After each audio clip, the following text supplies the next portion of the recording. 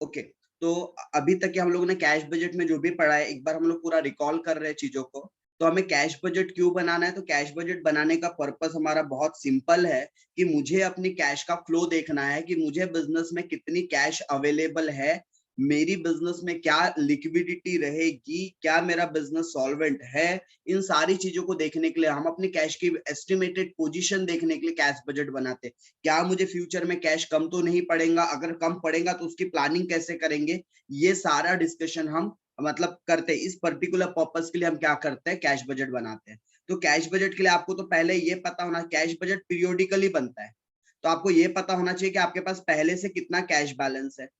फिर उसके बाद दूसरी चीज आपको ये पता करना पड़ेगा कि कौन से महीने में कितनी कैश रिसिप्ट हो रही है। तो जितनी कैश रिसिप्ट होंगी उतना आप ओपनिंग कैश में ऐड कर दोगे।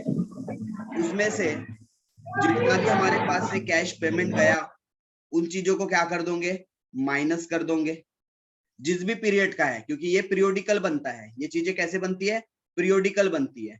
और फिर ये पेमेंट जाने के बाद जो भी हमारे पास बचता है उसे हम कहते हैं क्लोजिंग कैश बैलेंस।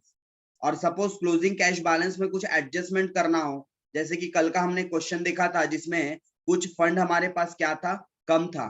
ठीक, तो हम वो फंड को कैसे रेज करेंगे या कैसे उस फंड का अरेंजमेंट करेंगे, उस फंड से रिलेटेड जो भी प्लस माइनस करने क्लोजिंग पर, हम चाहे तो यहां भी कर सकते हैं या हम चाहे तो इधर ऊपर में प्लस माइनस भी कर सकते हैं। ठीक है, तो हम लोगों ने कल सिंपली क्वेश्चन नंबर 3 देखा था और उसके बाद क्वेश्चन नंबर 4 हमने होमवर्क दे दिया था, राइट? क्वेश्चन नंबर 4 क्या दे दिया था हमने? समझ के होमवर्क दे दिया था। बट अभी क्वेश्चन अराइज किया गया है कि सर एक बार समझा दीजिए। ठीक, तो समझ भी लेते हैं। रक्षा भी कनेक्टेड हो गई है, आर्यन भी कनेक्टेड है, नौ रमाकांत भी कनेक्टेड है। ठीक है, तो ऑलमोस्ट तो है। कुछ पूर्वा दोनों बाकी है आना, और भी 2-3 लोग है। आकिब बाकी है। लो, पूर्वा भी आ गई जैसे ही नाम लिया। वो बाकी लोग भी ग्रेजुअली भी कनेक्ट हो जाएंगे। ओके, तो हम लोग बात कर रहे हैं अभी क्वेश्चन नंबर 4 की। एक बार बता दूं, ठीक है? कल समझाया था, किसी ने सॉल्व किया है होमवर्क? Yes sir. दिक्कत गई क्या सॉल्व करने में? हाँ सर, थोड़ी बट की। थोड़ी बहुत दिक्कत थी, तो चलिए ध्यान देना जिन लोगों को दिक्कत गई है क्वेश्चन नंबर 4 में। सबसे पहले तो कल आप लोगों को जब मैं क्वेश्चन समझा रहा था, ठीक है, तब आप लोगों को ये समझाते समय कुछ बातें बताया था, जैसे कि एबीसी कंपनी है, ये अरेंजमेंट करना चाहती है किस चीज के लिए? ओवरड्राफ्ट फैसिलिटी के लिए। ये जो एबीसी कंपनी है ओवरड्राफ्ट फैसिलिटी के लिए क्या करना चाहती है? देखना चाहती है कि कहीं इनके पास शॉर्टेज तो नहीं है पैसों की, और अगर शॉर्टेज है तो ये अपने बैंक से ओवरड्राफ्ट की बात कर लेंगे। इसलिए आपको इन्होंने बोला है कि बजट बना के बताओ हमें कौन से कौन से पीरियड का? अप्रैल से जून पीरियड का। बोलने का मतलब ही आपको बजट बनाना है कब से कब तक का? अप्रैल, मई और जून, ये 3 महीने का ही आपको बजट बनाना है। फिर आगे लिखता है when it will be manufacturing mostly for the stock, क्योंकि इन 3 महीनों में ये बहुत मैन्युफैक्चरिंग करते हैं, तो शायद हो सकता है इनको परचेजेस वगैरह ज्यादा लगते होंगे क्योंकि मैन्युफैक्चरिंग ज्यादा करते हैं। Prepare a cash budget for the above period, आपको इस पीरियड के लिए कैश बजट बनाना है। The following data indicate the extent of the bank facility, आपको कुछ डेटा प्रोवाइड किया गया है और आपको उसके बेसिस पर कैलकुलेट करना है कि आप कितनी बैंक से ये ओवरड्राफ्ट की फैसिलिटी ले सकते हो इफ अगर कैश शॉर्ट है तो। The company will require the end of each month, और कंपनी को हर महीने कितना पैसों की जरूरत पड़ेगी कैश की, वो आपने बताना है। आपके पास डेटा था, इसको मैंने करेक्ट करवाया था कल। ये है आपका सेल का फिगर। फरवरी में कितना सेल होता है, मार्च में कितना होता है, अप्रैल में कितना होता है, मई में कितना होता है, जून में कितना होता है। ये मंथली सेल है। ये क्या है? Monthly cell. इतने का माल बिकता है हमारे पास, ये जानकारी है। ये कितने का माल हम खरीदते हैं, ये परचेज की जानकारी है। कितना वेजेस देते हैं, उनकी जानकारी है। ये तो हो गया। अब इसके बाद हमें एक्चुअली अब इंफॉर्मेशन, ये इंफॉर्मेशन नीचे कुछ दी गई है। क्या बोलता है? 50% ऑफ द क्रेडिट सेल। एक minute, 50% off the credit sale मतलब मैं जो भी माल बेच रहा हूं वो उधारी में बेच रहा हूं। ठीक है, मैं जो भी माल बेच रहा हूं कैसे बेच रहा हूं? उधारी में। तो 50% off the credit sales are realise, जो भी माल मैंने बेचा है उधारी में उसका 50% रियलाइज होगा कौन से मंथ में? In the month following the sales, मतलब जिस महीने में मैं माल सेल करता हूं ना, उसके अगले महीने मुझे 50% अमाउंट मिलती है। फॉर एग्जाम्पल, मैंने कोई सेल अगर फरवरी मंथ में किया है तो मुझे इसका 50% अमाउंट कब मिलेगा? मार्च मंथ में, और बचा हुआ 50% कब मिलेगा? तो आगे लिखा है and the remaining 50% in the second month of the following. मैंने कल भी बताया था आप लोगों को, फॉलोइंग का मतलब होता है नेक्स्ट, मतलब जिस महीने काम होने वाला है उसके अगले महीने। तो आपने जिस महीने में सेल किया उसके अगले महीने में 50% मिल जाएगा, मतलब मार्च में, और मार्च से और एक महीने और आगे, मतलब फरवरी से 2 महीने आगे की बात हो रही है, मतलब अप्रैल में आधा मिलेगा। तो ऐसे 2 महीने आपको फरवरी का पैसा मार्च और अप्रैल में मिलेगा, मार्च का पैसा अप्रैल और मई में मिलेगा, अप्रैल का पैसा मई और जून में मिलेगा, मई का पैसा जून और जुलाई में मिलेगा, जून का पैसा जुलाई और अगस्त में मिलेगा, आधा आधा करके। फिर आगे लिखा है क्वेश्चन में, creditor are paid in the month following the month of purchase. और क्रेडिटर, तो क्रेडिटर पता है कौन होते हैं? जिनसे हम उधारी सामान खरीदते हैं, उन्हें हम क्रेडिटर कहते हैं। तो क्रेडिटर को हम पेमेंट कब करने वाले? Creditor are paid in the month following the month of purchase, मतलब जिस महीने में माल खरीदता हूं उसके अगले नेक्स्ट मंथ में मैं पेमेंट करता हूं। फॉर एग्जाम्पल, मैंने फरवरी में कुछ खरीदा हूं तो मार्च में पेमेंट होगा, मार्च में कुछ खरीदा हूं अप्रैल में पेमेंट होगा, अप्रैल में कुछ खरीदा हूं मई में पेमेंट होगा, मई में कुछ खरीदा हूं जून में पेमेंट होगा, जून में कुछ खरीदा हूं जुलाई में पेमेंट होगा।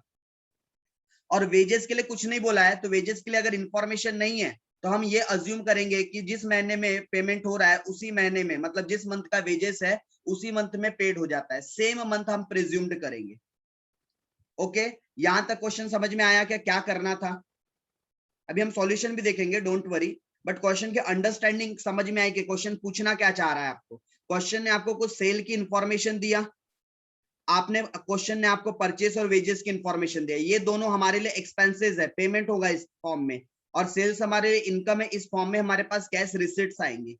अच्छा, उसके बाद दूसरे पॉइंट पे लिखता है कि हमारे पास 1 अप्रैल 2014 का एस्टिमेटेड बैलेंस था, ठीक है, मतलब ये 2014 का डेटा है। अप्रैल मंथ में हमारे पास कितना कैश है ओपनिंग?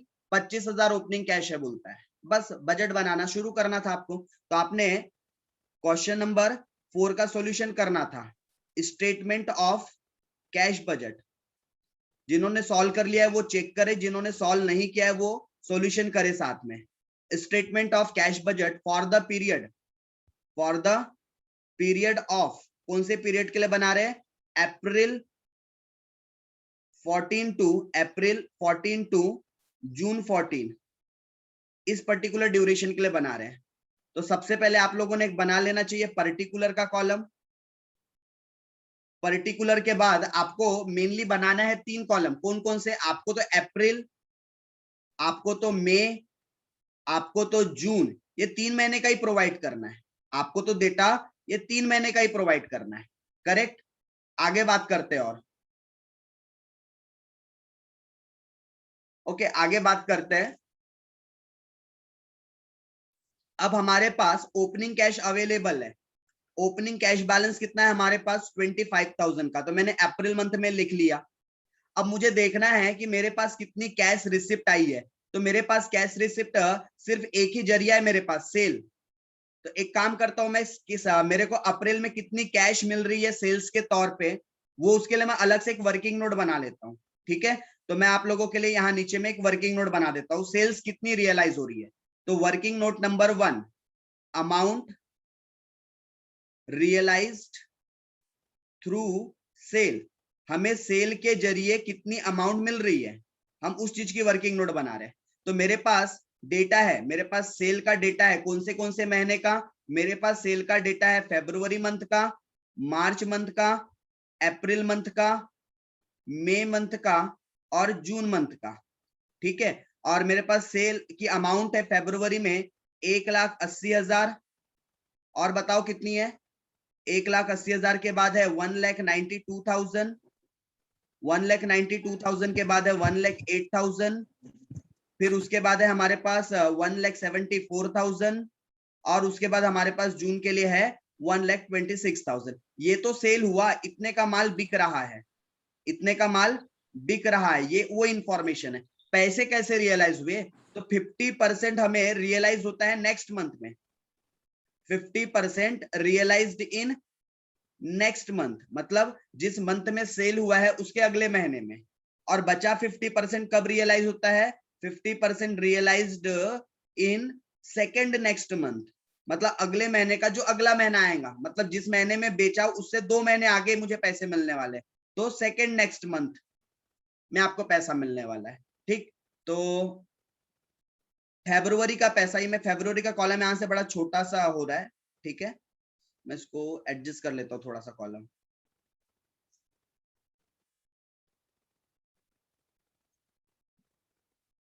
ओके, तो फरवरी का जो 1,80,000 का माल बिका है, इसका 50% कब मिलेगा बोलिए? इसका 50% कब मिलेगा? अगले महीने में, मतलब इसका 50% मिलेगा नेक्स्ट मंथ में, मतलब कि मार्च में, और बचा 90,000 आएगा। कितना आएगा? 90,000 90,000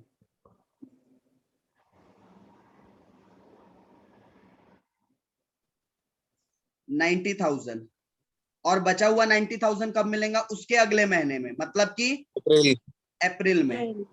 फिर वैसे ये मार्च का था, मार्च का बताइए कब पैसा रियलाइज होगा? 1,96,000 का कितना आता है? 192 का 96,000 आधा अप्रैल में मिलेगा और आधा मई में मिलेगा। ठीक है, फिर उसके बाद ये 1,08,000 का आधा कब मिलेगा? मई में मिलेगा और जून में मिलेगा, आधा आधा। 54। फिर उसके बाद ये 1,74,000 का आधा अगले महीने में मिलेगा। इसका आधा कितना होता है? 87,000। 87,000। और जून के बाद कब? जुलाई। बट जुलाई हमारे लिए रेलेवेंस नहीं है, हालांकि हमें जुलाई बनाना नहीं है, बट मैं सिर्फ आपके नॉलेज के लिए बना रहा हूँ। जुलाई अगस्त बनाना नहीं है वैसे ये, ठीक है। तो हमें इसका आधा 87 कब मिल जाएगा? जुलाई में। और ये 1,26,000 का आधा कब मिलेगा? जून का, जुलाई में। इसका आधा कितना होता है? 63,000। 63,000 और 63,000। तो इस तरीके से। बट मुझे तो सिर्फ कौन से महीने का डेटा देखना है, मुझे तो सिर्फ चाहिए कि अप्रैल, मुझे तो चाहिए सिर्फ मई, मुझे तो चाहिए सिर्फ जून। मतलब कैश रियलाइज्ड, कैश रियलाइज्ड कितनी कितनी हो रही है। तो अप्रैल, फरवरी में कुछ भी रियलाइज नहीं हुई, मार्च में 90,000 रियलाइज हुई, अप्रैल में 1,86,000 रियलाइज हुई, यहाँ पर 1,50,000 रियलाइज हुई, और यहाँ पर 1 लाख कितना आ जाएगा? ये 1,41,000 रियलाइज हुए। तो 1 लाख कुछ ज्यादा ही बढ़ा, 1,41,000।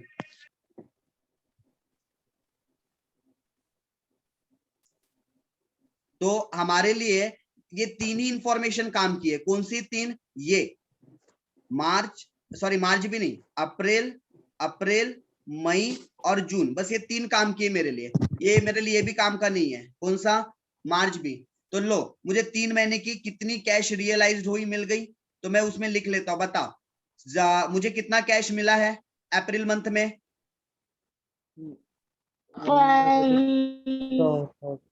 1,86,000 कितना मिल रहा है? 1,86,000।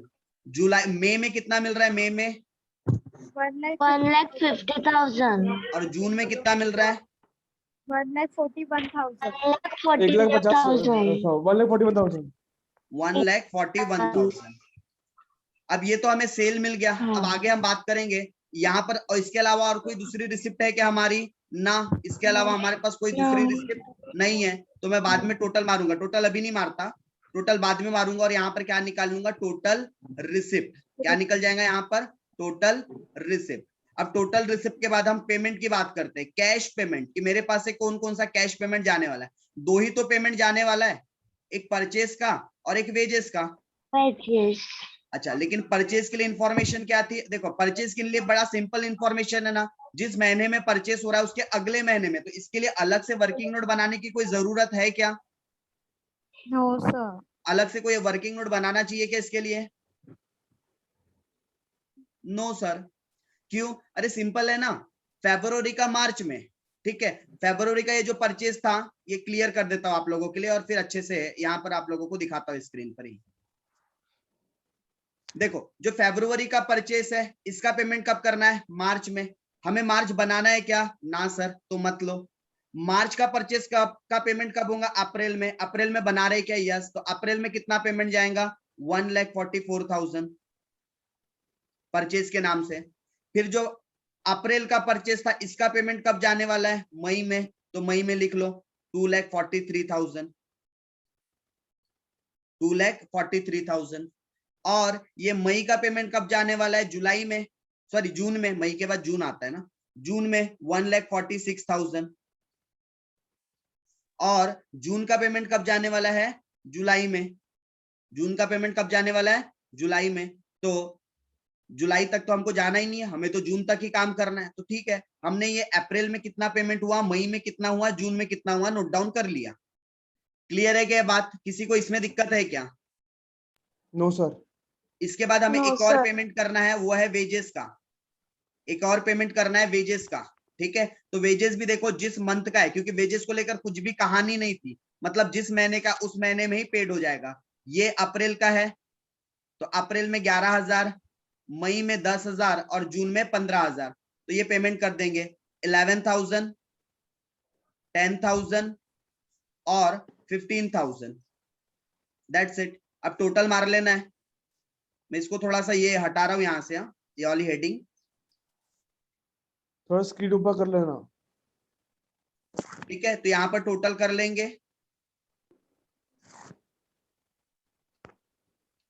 यहाँ टोटल कर लेंगे तो टोटल पेमेंट कितना आ जाएगा? टोटल पेमेंट आ जाएगा आपका, ये करो तो कितना पेमेंट हमारे पास से जा रहा है?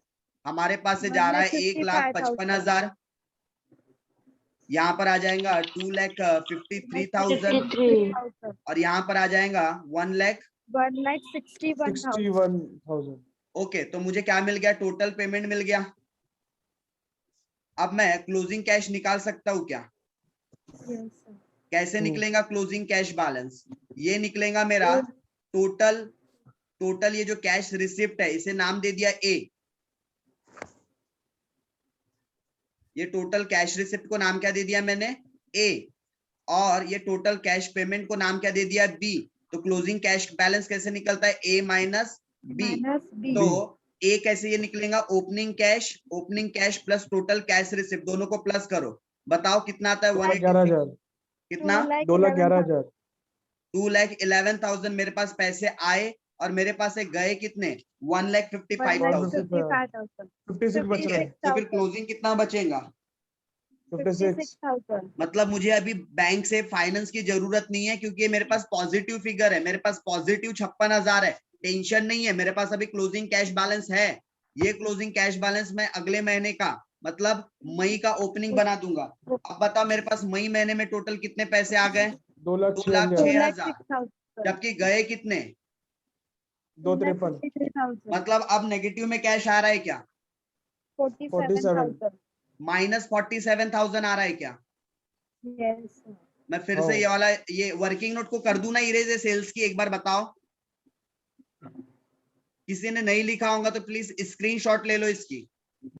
किसी ने नहीं लिखा होगा ये वर्किंग नोट, स्क्रीनशॉट ले लो, क्योंकि यहाँ इसको मैं ये करने वाला हूँ।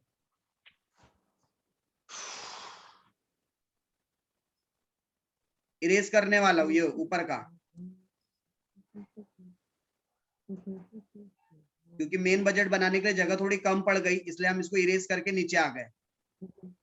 चलो, तो देखो मेरे पास कितनी कैश शॉर्ट है? 47,000 की कैश कम है। तो ये जो 47,000 कम हुए हैं, ये मैं कहां से ला लूंगा? ये 47,000 का अरेंजमेंट देखो, क्या बोला था उन्होंने? Overdraft facility. क्या बोला था उन्होंने? कि कंपनी ओवरड्राफ्ट की फैसिलिटी अरेंज करना चाहती है अपने बैंक के साथ। जितना भी इनको पैसों की जरूरत पड़ेगी बैंक से, वो ले लेंगे, कंपनी को बैंक फैसिलिट कर देगा। तो इनको ये पैसे कहां से मिल जाएंगे? यहाँ इनको मिल जाएंगे बैंक ओवरड्राफ्ट से। मतलब उनके पास कैश तो नहीं है, लेकिन उनके पास ओवरड्राफ्ट अवेलेबल है। तो वो 47,000 का बैंक से ओवरड्राफ्ट लेकर अपने कैश को कर देंगे 0। ठीक है, यानी उन्होंने ओवरड्राफ्ट की फैसिलिटी ले लिया। फिर उसके बाद अब इनके पास अगला जो नेट क्लोजिंग का है, जो नेक्स्ट मंथ में ट्रांसफर होने वाला है, नेट क्लोजिंग बैलेंस, यहाँ तो 56,000 ट्रांसफर हो गया था, बट यहाँ कितना होगा? 0, क्योंकि उनके पास जितना था वो नेगेटिव में था। वो नेगेटिव उन्होंने काय में ले लिया? बैंक ओवरड्राफ्ट से अरेंज कर लिया। तो जून में इनके पास कैश कितना आएगा? 0। अब जून में टोटल उनके पास रिसिप्ट कितनी है? 1,41,000। जबकि टोटल पेमेंट कितना हुआ है 1,60,000, सॉरी ये 1 1000 लाख नहीं 2 लाख आना चाहिए क्या? नहीं सर, पर- 1 लाख आएगा ना। नहीं, हमने परचेज के अमाउंट सही लिखा है। तो बराबर तो है ना। ओके चलो बराबर है क्वेश्चन के हिसाब से। तो कितने का कैश शॉर्ट है? 20,000 का कैश शॉर्ट है। 20,000। तो ये 20,000 भी हम कहां से अरेंज कर लेंगे? बैंक ओवरड्राफ्ट से। मतलब हमारे पास overdraft, net zero. Closing cash balance कितना आएगा? 0 आ जाएगा। जीरो। तो इस तरीके से आपको क्वेश्चन सॉल्व करना था। होप आप लोगों ने कोशिश सभी ने किया होगा। कितने लोगों का एकदम परफेक्ट सही था? मेरा सर। आपका सही था। अंजलि अभी समझ में आया क्या आपको?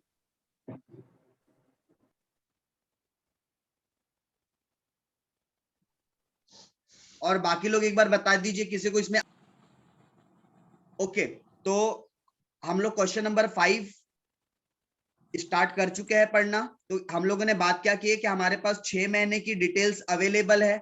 हमारे पास सेल का डेटा है, परचेस में कुछ करेक्शन है तो मैंने परचेस साइड में लिखवा दिया है। अप्रैल मई जून जनवरी फरवरी मार्च अप्रैल मई जून का हमें वेजेस की डिटेल दे दिया है, हमें एक्सपेंसेस की डिटेल दे दिया है। और अभी हम पढ़ रहे थे, क्या पढ़ रहे थे हम? ये नीचे के पैराग्राफ में जो लिखा है कि all sales suppose to be in cash. अगर सारा का सारा मेरा सेल कैश में हो जाए तो ऑब्वियस है ना, अप्रैल के सेल के पैसे मुझे अप्रैल में मिल जाएंगे, मई के सेल के पैसे मुझे मई में मिल जाएंगे, जून के सेल के पैसे मुझे जून में मिल जाएंगे। मेरा बोलने का साफ साफ मतलब यहाँ पर यह है कि जिस महीने में सेल उस महीने में पैसे मिल जाएंगे। मतलब आपको सेल्स के लिए अलग से कोई वर्किंग नोट बनाने की जरूरत नहीं है। लेकिन आगे पढ़ते हैं, ठीक है? आगे बात करते हैं सेकेंड पॉइंट की। ये मैं थोड़ा सा हटा रहा हूं यहां से ताकि आपको दिखे। देखो सेकेंड पॉइंट पे क्या बोलता है? सेकेंड पॉइंट पे कहता है 10% off the purchase are in cash. मतलब जो मैं परचेस कर रहा हूं ना, जैसे मैंने अप्रैल में कुछ खरीदा है, जनवरी से, मैंने जनवरी फरवरी मार्च अप्रैल मई जून। तो सपोज जैसे मैंने जनवरी में 1,60,000 का माल खरीदा तो इसमें से 10% कैश है, मतलब जिस महीने में खरीदे उसी महीने में पेमेंट हो जाएगा। लेकिन व्हाट अबाउट द 90% जो उधारी है? तो आगे लिखता है credit purchase are paid after 1 month. मतलब जो क्रेडिट परचेस का जो बैलेंस बच गया है वो अगले महीने में पेड होगा। मतलब ये 1,60,000 का जो पेमेंट है 10% ये तो जनवरी में हो जाएगा, लेकिन 90% का पेमेंट कब होगा? फरवरी में। मतलब फरवरी में 1,44,000 का पेमेंट करना पड़ेगा। जैसे मेरे पास फरवरी मंथ में 80,000 का सेल था, सॉरी सेल नहीं परचेस था, तो ये 80,000 का 10% मतलब कि 8,000 मेरा फरवरी मंथ में पेड हो जाएगा। लेकिन बचा हुआ 90% कब जाएगा? मार्च महीने में। समझ रहा है क्या ये बात? 10% उसी मंथ में, 10% उसी मंथ में, बचा हुआ 90% अगले महीने में। सर 90% कैसे लाया आपने? अरे मुझे एक चीज बताओ, अगर कैश सेल या कैश परचेज 10% है मतलब 90% क्या होगा? उधारी, क्रेडिट होगा ना। और ये क्रेडिट परचेज का पैसा कब मिल रहा है बोलता है? आफ्टर 1 मंथ, एक महीने बाद आप पेड कर रहे हो।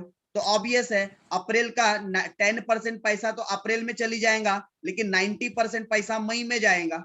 मई का 10% तो उसी महीने में जाएगा, बट 90% नेक्स्ट मंथ में चली जाएगा। जून का भी 10% उस मंथ में आएगा, बचा हुआ 90% नेक्स्ट मंथ में जाएगा। पहले मुझे बताओ कहानी इतनी समझी क्या, तो मैं आगे बढ़ू। सभी को यहाँ तक की बातें क्लियर है क्या? सर एक सर कंडीशन में इनको करंट 100% 100% मिलेगा। पेमेंट। क्या बोले? सर पहला जो पॉइंट है उसमें 100% जो पेमेंट पहले करके जैसे दिखाएंगे फिर। यस, ये पहला वाला बोल रहे ना, और ऑल फिर सेल्स।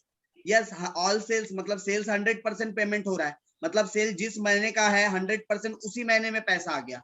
मतलब अप्रैल में और अगर मेरा 180 का माल 10% है तो अप्रैल में पूरे 180 मिल गए। और सिर्फ 10% का उसी फॉर्मेट में आएगा पेमेंट। यस, उसी में हम रिसिप्ट। परचेज के लिए आएंगे। ये 10% की इंफॉर्मेशन किसके लिए है? परचेज के लिए। सेकंड और थर्ड वाला पॉइंट किसके लिए है? परचेज के लिए है। तो हम परचेज के लिए वर्किंग नोट बना लेंगे अलग हाँ से, सर। जैसा सेल्स के लिए बनाए थे वैसे हम परचेज के लिए अलग से वर्किंग नोट बना लेंगे। ठीक है? Yes sir. ओके, फिर फोर्थ पॉइंट पे लिखा है wages are paid half monthly. हम वेजेस कैसे पेड कर रहे हैं, हाफ मंथली, मतलब आधा वेजेस का पेमेंट इसी मंथ में कर रहे हैं, मतलब जिस मंथ में है आधा उसी मंथ में कर रहे हैं, आधा अगले महीने में कर रहे हैं। तो wages are paid half monthly and expenses are paid in the same month. और जो एक्सपेंसेस है, एक्सपेंसेस वो सेम मंथ में पेड हो रहा है, जो एक्सपेंसेस है वो सेम मंथ में पेड हो रहा है, लेकिन जो वेजेस है, वेजेस वो आधा अभी पेड हो रहा है, आधा अगले महीने में। मतलब कि जैसे मान लो ये 40,000 का वेजेस है, मान लो ये 40,000 का वेजेस है, इसका 50% जनवरी में हो जाएगा,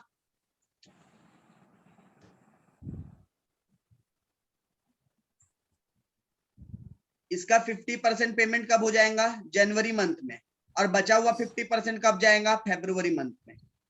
तो इस तरीके से आपको क्या करना है, एक मिनट इसको हटा इधर साइड में कर देता हूं।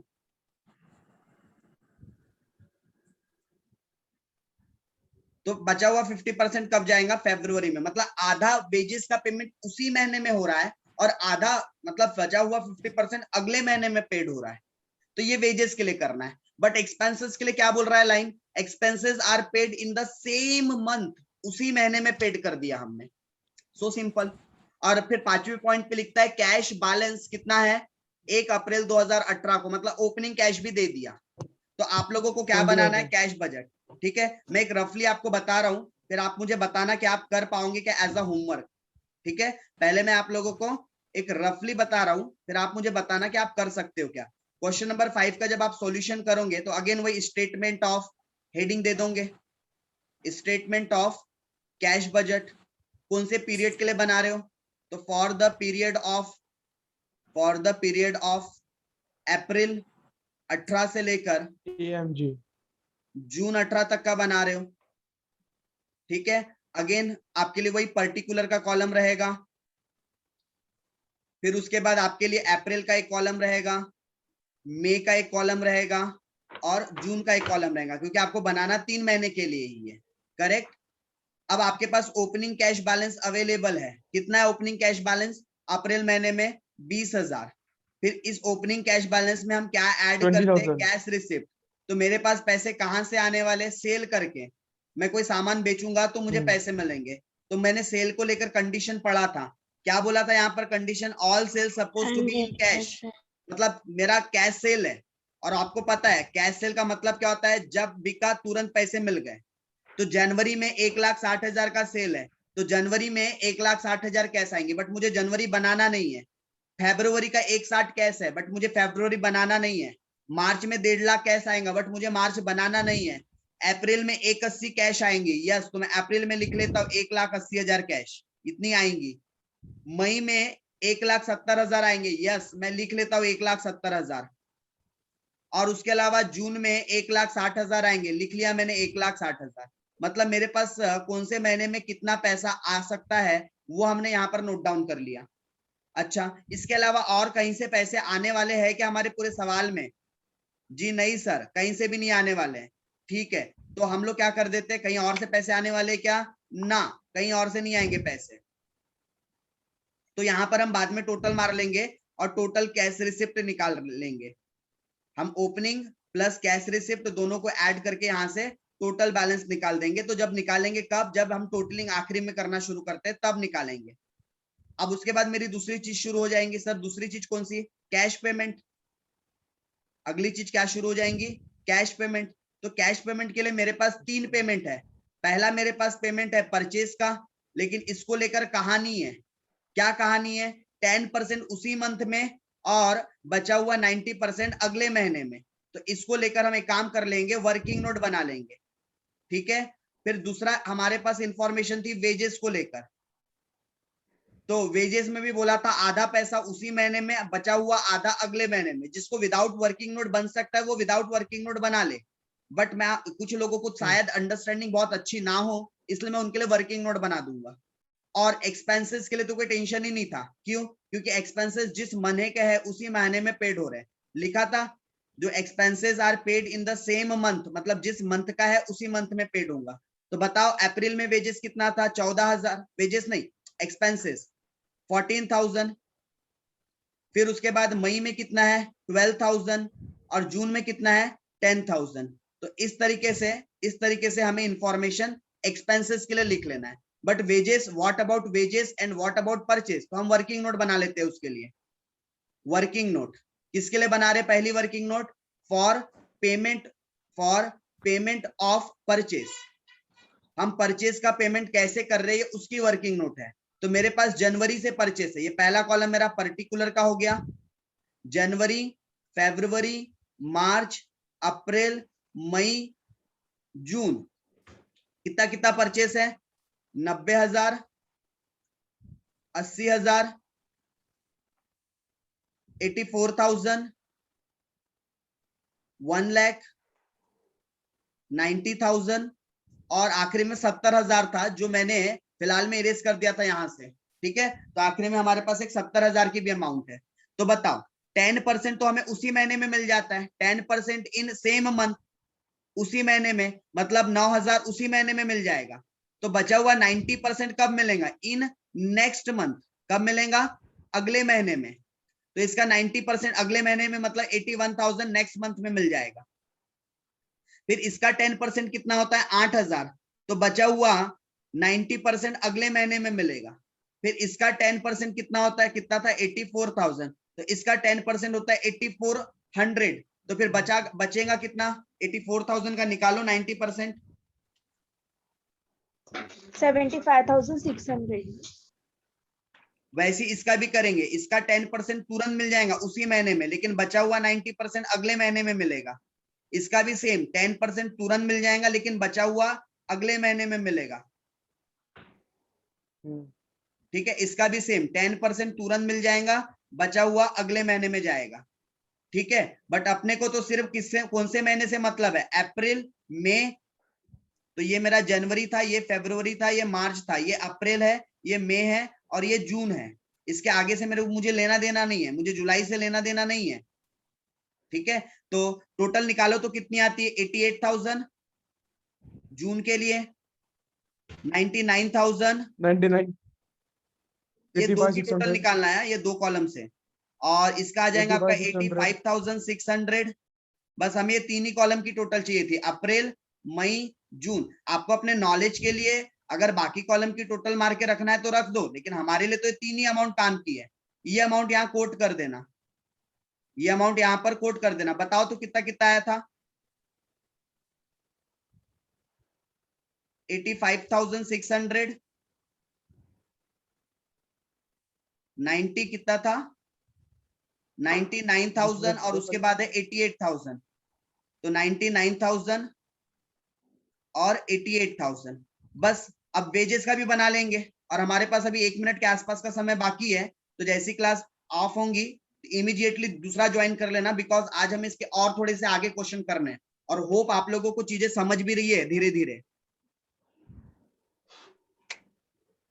हम वेजेस का पेमेंट निकाल रहे हैं। हम किसका पेमेंट निकाल रहे हैं? वेजेस का, कि वेजेस का कितना पेमेंट होने वाला है।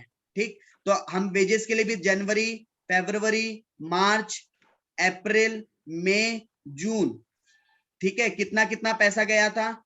40,000, फिर उसके बाद 36,000, फिर उसके बाद 44,000, 48,000, 40,000 और 36,000। ये वेजेस का पेमेंट हुआ। 50% हमें तुरंत दे देना है इन सेम मंथ, और बचा हुआ 50% नेक्स्ट मंथ में जाएगा। निकालना शुरू करो। 20,000 इधर तो 20,000 इधर, 15,000 तुरंत तो 15,000 अगले महीने में। इसका कितना हो जाएगा? 23